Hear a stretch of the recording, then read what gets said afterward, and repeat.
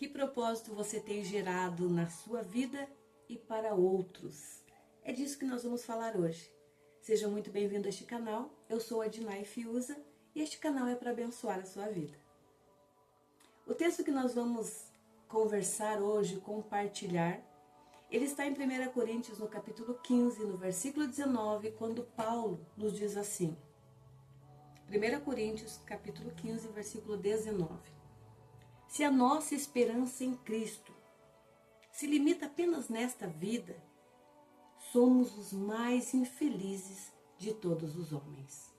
Se a nossa esperança em Cristo se limita a este tempo, a esta vida, Paulo fala que nós somos os mais infelizes de todos os homens.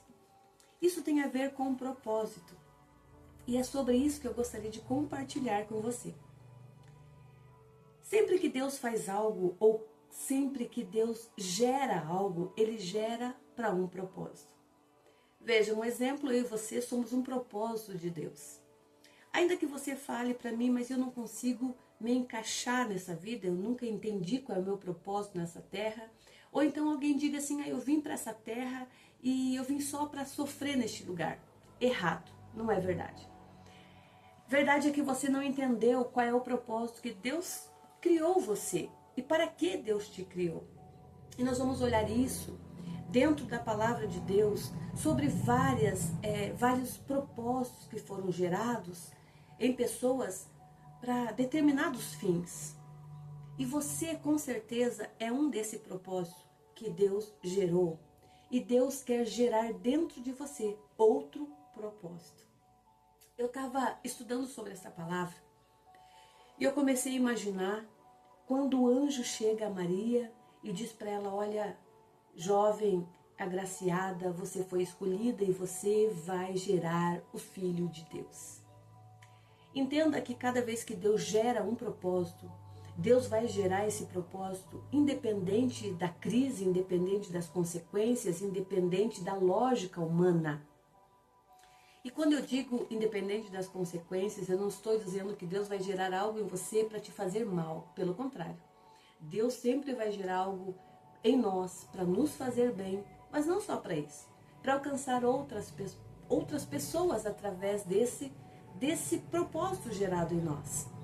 E quando Maria recebe essa função de ser a mãe de Jesus, entenda que era um tempo difícil, um tempo em que uma jovem não poderia estar grávida sem antes ter casado. Isso seria muito escandaloso, isso teria até um prejuízo de morte para ela, né? Ela poderia ser morta, apedrejada, porque ela estava noiva de alguém e de repente aparece grávida. Mas ainda assim, quando Deus gera um propósito, quando nós aceitamos gerar um propósito, e essa é a chave da palavra que eu quero dizer para você hoje. Deus sempre quer gerar em nós propósito, mas nós precisamos aceitar e viver para gerar esse propósito. Quando Maria recebe essa função de ser a mãe de Jesus em um contexto histórico tão difícil para uma jovem, ela diz que sim, ela aceita, embora tivesse medo, embora tivesse muitas indagações sobre tudo aquilo, ela recebe aquela missão de gerar o Filho de Deus e gerar para um propósito. Ela não estava gerando um menino Jesus, apenas para ela ter um filho antes do casamento, mas ela estava gerando ali o Salvador do mundo. E para isso, e para ela gerar isso, ela teve muitos medos, muitas situações em que com certeza ela pensou, Deus, e agora como eu vou fazer? Mas ela confiou pela fé que Deus estava falando com ela.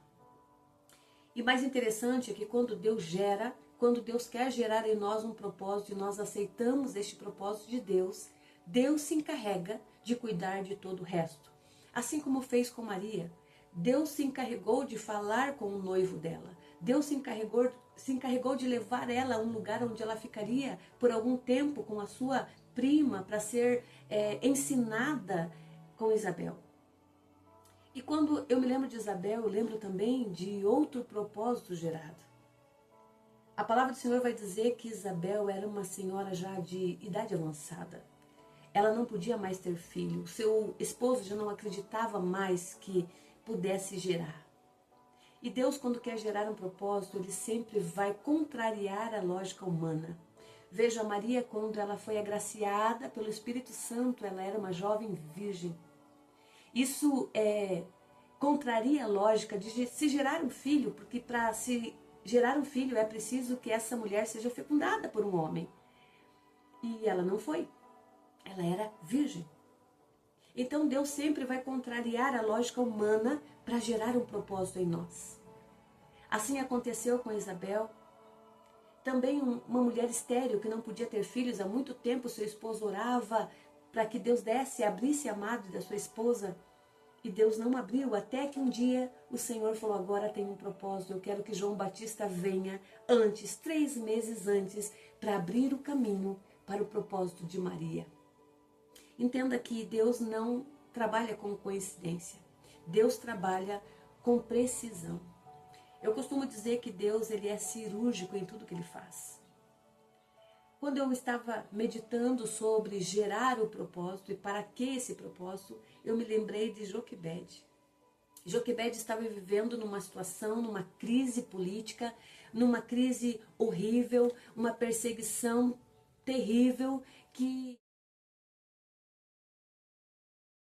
todas as crianças, porque ele não queria que essas crianças nascessem, porque havia uma promessa de que o Salvador nasceria por aquele tempo, haveria uma mudança e ele não queria que isso acontecesse.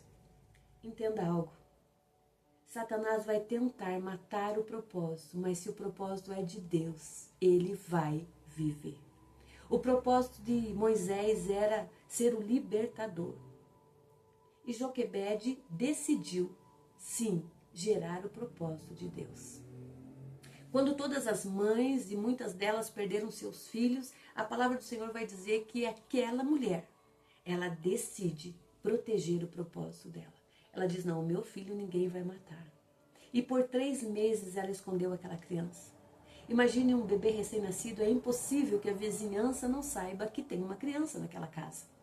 Nós olhamos as roupinhas no varal, nós ouvimos o chorinho das crianças, nós vemos a movimentação da casa que muda quando se tem um bebê. Mas Joquebede decidiu que iria proteger o propósito de Deus. E quando ela decide proteger esse propósito, Moisés nasce, Deus se encarrega de preparar alguém para cuidar e não só isso, ele ainda vai pagar um salário para que Joquebede amamente seu próprio filho. Veja como Deus é preciso. Quando Ele pensa num propósito na sua vida, Ele já preparou todo o ambiente, todo o cenário para você viver esse propósito. E não só esse. Ana teve um propósito. Ana gerou dentro dela um propósito. Ana queria um filho, mas Deus não queria apenas um filho. Deus queria um profeta. E um dos maiores sacerdotes e profetas foi Samuel, da sua geração. Mas que Ana teve que entregar o propósito. Quando ela entendeu que ela ia gerar não apenas um filho, mas ela disse, é um presente de Deus, é um propósito de Deus, eu vou entregá-lo a Deus. Quando nós entendemos que nós estamos gerando, não apenas aquilo que nós estávamos desejando muito, mas que o que nós estamos gerando é para cumprir um propósito de Deus, nós entregamos a Deus. E sim, como sempre, Deus se encarrega de cuidar de todo o resto. Deus se encarregou de preparar alguém para receber Samuel, para que ele fosse ensinado, para que ele fosse orientado no caminho do sacerdócio. E Ana? Ana teve outros filhos. Deus não deixou aquela pessoa que entregou, que gerou o propósito, entregou para Deus, para a glória de Deus, ficar sem nada. É isso que acontece conosco. Quando nós entendemos que nós geramos para Deus, que nós geramos um propósito para Deus, seja esse um filho, seja isso um trabalho, seja isso um ministério, Deus se encarrega de nos recompensar por isso. Maria foi recompensada, uma jovem que estava no seu início de relacionamento, de casamento, e ela poderia pôr tudo a perder, mas ela confiou e até hoje ela é aclamada como a mãe de Jesus. Mas talvez você esteja pensando e dizendo assim, pastora, talvez isso sirva para quem está dentro da casa de Deus, para quem vai à igreja, para quem já se converteu, para quem já se salvou. Esse propósito não cabe a mim, que nunca servi a Deus. Eu vou te dar um exemplo. O povo de Israel precisava chegar à terra prometida. E por conta disso, muitas nações, muitos povos se levantaram contra o povo de Israel, porque sabia que Deus estava com ele. Então eles sempre tinham confronto, quando eles tinham que passar por algumas cidades, haviam algumas guerras, eles tinham que entrar naquele lugar para tomar posse até que eles chegassem à terra prometida. E uma dessas cidades foi Jericó. A palavra do Senhor vai dizer que essa terra, essa cidade era muito fortalecida, ela tinha muros muito fortes e ninguém entrava ali, ninguém conseguia entrar naquele lugar, mas eles precisavam tomar Jericó. Então, alguns espias foram enviados àquela cidade para olhar como era, como que eles poderiam fazer para chegar ali. E quando aqueles homens daquela cidade souberam que haviam homens de Deus ali, israelitas ali, eles começaram a persegui-los, procurá-los pela cidade para matá-los. E nessa fuga que esses homens estavam, eles entraram numa casa, na casa de uma mulher chamada Raabe. Raabe era conhecida na cidade de Jericó como a prostituta. Ela tinha uma vida totalmente contrária a toda a boa conduta que as pessoas diziam. Ela era uma pessoa, quem sabe, taxada nas ruas, ou quem sabe as mulheres que se achavam tão boas assim, nem olhassem para ela. Talvez ela não tivesse grandes amigas, as mulheres não fossem à casa dela tomar um café, as mulheres não parassem no portão dela para falar dos filhos, porque aquela mulher era uma prostituta. Mas quando Deus tem um propósito na vida de alguém, ela entra na história de Deus. Foi isso que aconteceu com Raabe. Quando Raabe viu aqueles homens precisando de ajuda, sendo perseguidos, seriam mortos, ela esconde na sua casa. E por conta dessa atitude dela esconder os homens de Deus na sua casa, para que os homens da cidade não matassem, eles fizeram a ela uma promessa dizendo: olha, quando nós invadir esse lugar, quando Deus nos der Jericó, nós vamos livrar a sua vida. E não só a sua vida, de toda a sua família. Quando eles entraram em Jericó, a palavra do Senhor diz que eles pouparam Raabe toda a sua casa. E sabe o que aconteceu com essa mulher? Quando ela entendeu e ela falou: eu vou gerar o que Deus quer. Eu vou entrar na história que Deus tem para a minha vida. Ela vai com esses homens e começa a viver entre o povo de Israel, e ela conhece um homem chamado Salmão. E ela casa com ele. Uma mulher prostituta que não tinha perspectiva de futuro, de casar, de ter um marido, mas ela encontra ali um homem e casa. E sabe quem essa mulher gera? Boaz. Lembra de Boaz, aquele homem que casou com Ruth? Ruth que veio com Noemi? Boaz casa com Ruth. E Boaz e Ruth são sim os antecedentes de Davi. Lembra que quando você aceita gerar um propósito de Deus, ainda que aos olhos humanos falem para você, mas você, lembra que eu falei? Quando Deus tem que gerar um propósito em nós, Ele contraria a lógica. Mas como? A avó de Davi, o rei Davi, era uma prostituta? Sim, era. Mas ela teve encontro com homens de Deus que transformaram a sua vida.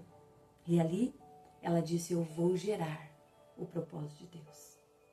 Entenda que cada vez que Deus te convida a gerar um propósito, este propósito não vai alcançar apenas a tua vida, vai alcançar uma geração.